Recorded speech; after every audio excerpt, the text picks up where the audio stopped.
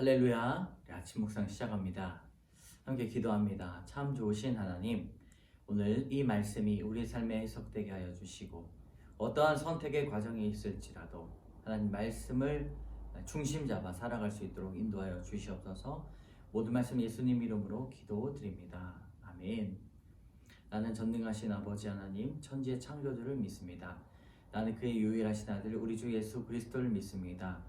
그는 성령으로 잉태되어 동정녀 마리아에게서 나시고 본디오 빌라도에게 고난을 받아 십자가에 못 박혀 죽으시고 장사한 지 사흘 만에 죽은 자 가운데서 다시 살아나셨으며 하늘에 오르시어 전능하신 아버지 하나님 우편에 앉아 계시다가 거기로부터 살아있는 자와 죽은 자를 심판하러 오십니다. 나는 성령을 믿으며 거룩한 공교회와 성도의 교제와 죄를 용서받는 것과 몸의 부활과 영생을 믿습니다. 아멘. 찬송가 212장 겸손히 주를 섬길 때 함께 찬양하겠습니다.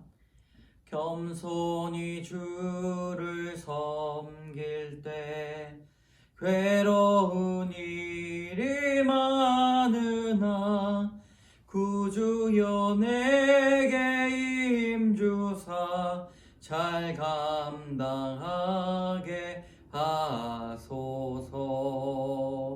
아멘. 아멘.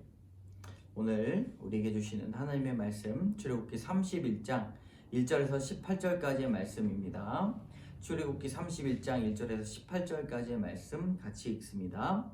여호와께서 모세에게 말씀하여 이르시되 내가 유다 지파 훌의 손자 우리의 아들인 부살레를 지명하여 부르고 하나님의 영을 그에게 충만하게 하여 지혜와 총명과 지식과 여러 가지 재주로 정교한 일을 연구하여 금과 은과 노수로 만들게 하며 보석을 깎아 물리며 여러 가지 기술로 나무를 새겨 만들게 하리라. 내가 또 단지파 아히사막의 아들 오홀리압을 세워 그와 함께하여 하며 지혜로운 마음이 있는 모든 자에게 내가 지혜를 주어 그들이 내가 내게 명하는 것을 다 만들게 할지니 곧 회막과 증거계와 그 위에 속죄소와 회막의 모든 기구와 상과 그 기구와 순금 등잔대와 그 모든 기구와 분향단과 번제단과 그 모든 기구와 물두멍과 그 받침과 제사직을 행할 때에 입는 정교하게 짠 의복 곧 제사장 아론의 성의와 그의 아들들의 옷과 관유와 성수의 향기로운 향이라. 무릇 내가 내게 명한 대로 그들이 만들지니라. 여호와께서 모세에게 말씀하여 이르시되 너는 이스라엘 자손에게 말하여 이르기를 너희는 나의 안식을 지키라. 이는 나와 너희 사이에 너희의 대대의 표징이니 나는 너희를 거룩하게 하는 여호와인 줄 너희가 알미라. 너희는 안식일을 지킬지니 이는 너희에게 거룩한 날이 됨이니라. 그날을 더럽히는 자는 모두 죽일지며 그날에 일하는 자는 모두 그 백성 중에서 그 생명이 끊어지리라. 엿새 동안은 일할 것이나 일곱째 날은 큰 안식일이니 여호와께서 거룩한 것이라. 안식일에 일하는 자는 누구든지 반드시 죽일지니라. 이같이 이스라엘 자손이 안식일을 지켜서 그것으로 대대로 영원한 언약을 삼을 것이며 이는 나와 이스라엘 자손 사이의 영원한 표징이며 나 여호와의 엿새 동안에 천지를 창조하고 일곱째 날에 일을 마치고 쉬었음이니라 하라. 여호와께서 시내 산 위에서 모세에게 이르시기를 마치신 때에 증거판 둘을 모세에게 주시니 이는 돌판이요 하나님이 친히 쓰신 것이더라. 아멘. 오늘 본문을 요약하면 여호와께서 모세를 통해 부살레를 부릅니다. 그리고 지혜와 여러 가지 재주로 성막의 기구를 만들게 하십니다. 또 오홀리압과 지혜로운 마음이 있는 사람들을 세워서 그를 돕게 하십니다. 이 부살렐과 오홀리압을 통해서 하나님의 성막이 완성이 되는 것이죠. 이스라엘 자손은 또 명령이 있습니다. 안식일을 지켜 행하라 라고 말씀하시면서 이제 증거판을 허락해 주십니다. 오늘 이렇게 요약을 여러분들도 하시면 좋겠습니다. 자, 오늘 하나님께서 주시는 말씀 부살렐과 오홀리압입니다. 하나님이 성막 건축자로 부살렐을 부르셨습니다. 그리고 하나님의 영으로 충만하게 하여서 여러 가지 성막의 기구를 만들게 하십니다. 이 성막의 기구들은 참으로 많았고 그리고 꼼꼼하게 살펴야 되는 일이 있습니다. 절대로 사람의 지혜로는 할 수가 없는 것이죠. 하나님께서 하나님의 영으로 충만케 하셨다. 성령으로 충만케 하셨다. 기쁨이 넘쳤다. 감사가 넘쳤다. 그리고 하나님께서 약속하신 약속을 꼼꼼하게 살폈다. 하나님께서 주시는 이 영, 이 성령의 영이 충만했을 때 그 일을 온전히 감당할 수가 있는 것입니다. 오홀리압도 마찬가지입니다. 여러 가지 기구들을 만들고 또 하나님께서 지혜를 주셔가지고 능력을 감당할 수가 있었다라는 것이죠. 이 부살렐과 오홀리압이 주는 교훈이 무엇입니까? 바로 하나님께서 영과 진리로 그리고 지혜로 충만해야 우리의 할 일들을 온전히 감당할 수 있다는 것입니다.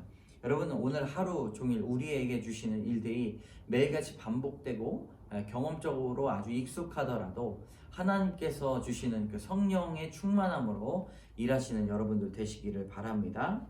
하나님의 일을 하나님의 사랑과 하나님의 능력으로 감당합니까? 나와 친한 사람과 인간적인 능력으로 감당합니까? 주의 일을 위해 주의 영으로 구하고 있습니까? 적용해 보시기 바랍니다. 하나님의 일 가운데 온전히 하나님의 영으로 충만한 상태가 되시기를 바랍니다. 저부터가 그렇지 못했다는 것을 오늘 말씀을 통해서 적용하게 됩니다.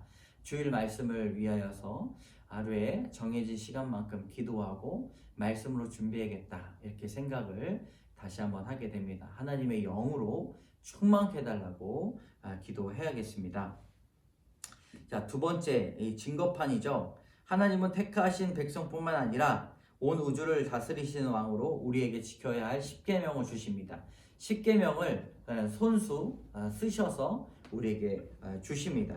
그리고 이 십계명이 어떠한 목표가 되는가, 어떠한 기준이 되는가, 바로 성도에게 주신 삶의 영구적인 규범입니다.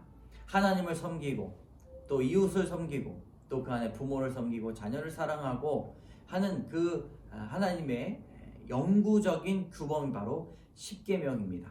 하나님을 사랑하는 그 마음이 이 십계명에 담겨져 있는데, 자, 하나님의 뜻을 큰 소리로 증거하는 이 십계명 앞에 우리는 하나님의 뜻을 몰랐다고 핑계할 수가 없다는 것이죠. 십계명을 늘 갖고 다녔습니다. 이스라엘 백성들이 십계명을 늘 증거기 안에 넣어가지고 아론의 쌍난 지팡이와 만나를 넣고 다니면서 늘 십계명을 기억을 했다는 것이죠. 하나님께서 주시는 영구적인 규범입니다. 우리 십계명에 그냥 십계명을 생각하면 우리는 성경에 나와 있는 그냥 옛날 이야기 정도로 보지 않습니까? 십계명이 너무나 중요한데 그 계명을 먼저 순종할 수 있어야 됩니다. 그리고 돌판에 새겨졌던 것처럼 우리 마음판에 새겨야 할 것입니다. 자, 적용 질문.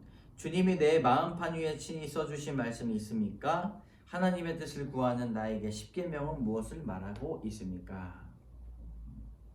마음판에 새겨주신 말씀이 하루라도 있지 않으면 사실상 우리는 날마다 내 생각대로 살아갈 때가 많다는 것이죠. 마음판에 새긴다는 것은 쉬 사라지지 않는다는 것. 말씀을 읽고 성경 통독을 하고 성경 공부를 하는 것도 너무나 좋고, 병행해서 큐티 말씀을 하면서 한 구절 한 구절 나의 고백이 나오고 나를 돌이키는 일들이 일어나면 이것이 마음판에 새겨지는 일입니다. 자, 지명하여 부르신 이름 김경애 씨의 묵상 간증입니다.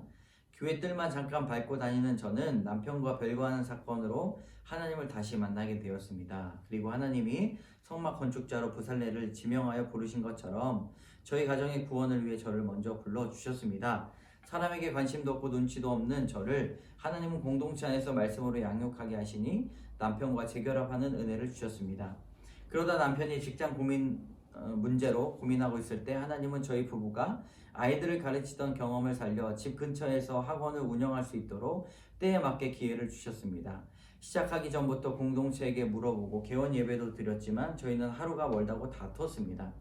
전 살림을 하는 동시에 학생들도 가르치고 있다는 생각이 생색이 올라왔고 학원 운영 방식에서 남편의 결정을 판단하며 속으로 남편을 무시했습니다. 학원 운영과 관리에 대해서는 알려고 하지 말고 선생으로서의 책임만만 강조하는 남편의 말에 화가 많이 났습니다. 남편은 학원에서 저에 대한 불만을 학생이 있는 곳에서 바로 얘기했습니다. 이에 저는 학생들 앞에서 선생이 나를 그렇게 말하는데 아이들이 내 말도 참 잘도 듣겠다 라고 남편을 정죄하고 나를 무시하는 남편 탓만 했습니다. 전 남편과 같이 학원을 운영한다는 생각보다 아르바이트생처럼 남편을 도와준다 생각하고 있었고 싸울 때마다 학원을 그만둔다는 말이 오가며 서로에게 대한 불만이 계속 쌓였습니다. 그런데 신기하게 저희가 다투는 와중에도 하나님은 학생들을 부족하지 않게 보내주셨습니다. 지금 생각해 보면 정말 하나님의 은혜로 채워주신 것 같습니다. 그러다 말씀을 듣고 묵상하며 저의 모습을 직면하게 되었습니다. 환경이 조금 나아지다 보니 구원을 위해 섬겨야 할 가족을 오히려 예배드리지 못하게 방해하고 내 수고를 인정해달라고 부르짖으며 남편과 자존심 싸움을 하고 있는 모습을 보게 된 것입니다. 남편에게 순종하지 않는 것이 곧 하나님께 순종하지 않는 것임을 깨달아져서 회개가 되었습니다. 하나님은 부르신 자에게 지혜를 주셔서 명령한 것을 다 만들도록 하겠다고 하십니다. 제게 맡기신 가족 구원을 위해 날마다 하나님이 이르시는 말씀에 귀 기울이면서 남편이 원하는 것을 잘 살피고 제 마음판에 친히 쓰신 말씀의 증거판을 잘 간직하며 가기를 기도합니다. 네. 지명하여 부르신 이름이죠.